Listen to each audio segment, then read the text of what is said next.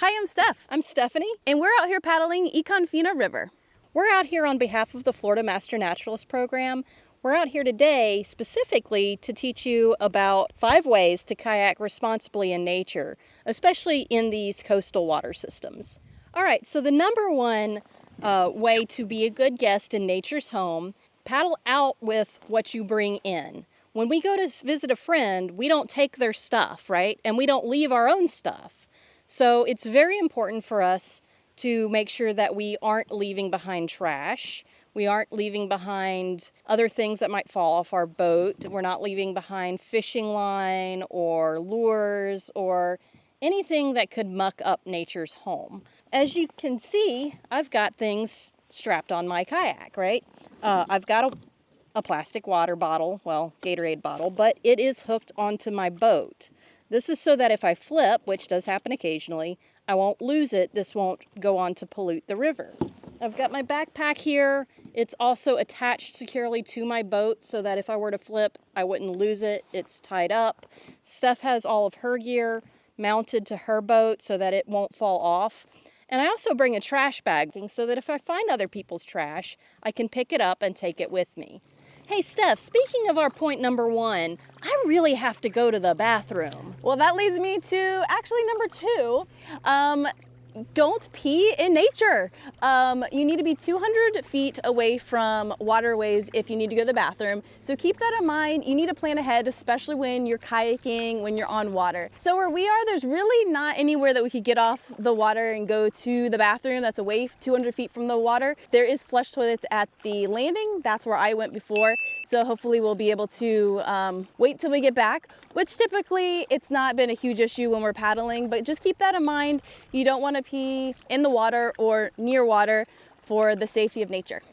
So our third point is for us to respect our hosts. If you're out kayaking, it's probably because you enjoy being in nature and you hope to see some wildlife. Try to remember, though, that this is their home, where they come to eat, rest, mate, and just live their lives. As tempting as it can be to get as close as you can for the best possible picture, it's not so great from their point of view. A good rule of thumb is if your presence makes an animal change their behavior, you're too close. And chances are, by keeping a respectful distance, you'll get the chance to observe for longer and have a more meaningful encounter. Some animals, such as dolphins and manatees, are naturally curious. Who knows, if you respect their space, it's possible you may have a wildlife encounter on their term. And do keep in mind, marine mammals do require federally a distance of 50 yards. Number 4, don't disrupt natural habitats. So if you were to go to a friend's house and you go through their house, you don't move their furniture around, you don't adjust stuff because it's their home. So same thing with nature. When we go to their house, if we see, a downed tree or we see different things that things could live in, we don't want to mess with those items. And you want to stay on main paths. So like right now, we're kind of in a side area of the main river that we're exploring, but it is fully available to us and we can paddle through here. So we're not disrupting anything that is naturally here. This brings us to our 5th point. Now, I'm not a fisherman. Steph is not a fisherwoman, but that is something that a lot of people enjoy doing in Florida, especially in an area like this. This is a perfect place to fish. However, we have to fish responsibly. It is very important that we relay laws and regulations so that we're not overfishing or damaging the environment so that those fish will continue to be there for future generations to enjoy. There are different apps that you can use. FishBrain is an app that will tell you weather conditions, bag limits, that sort of thing.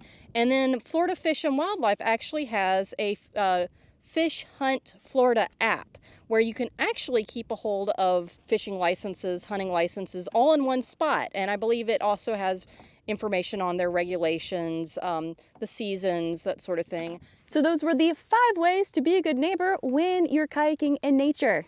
I do like being a good neighbor. I enjoy getting out into our beautiful coastal systems. So I want to make sure that I'm invited back. And I want to make sure that this place is still here for my nieces and nephews and their children and, other people's children for generations to come. It's very important that we respect nature so that we maintain it. So it's here for us to enjoy. Exactly. Well, thanks for joining and hope you have a great day.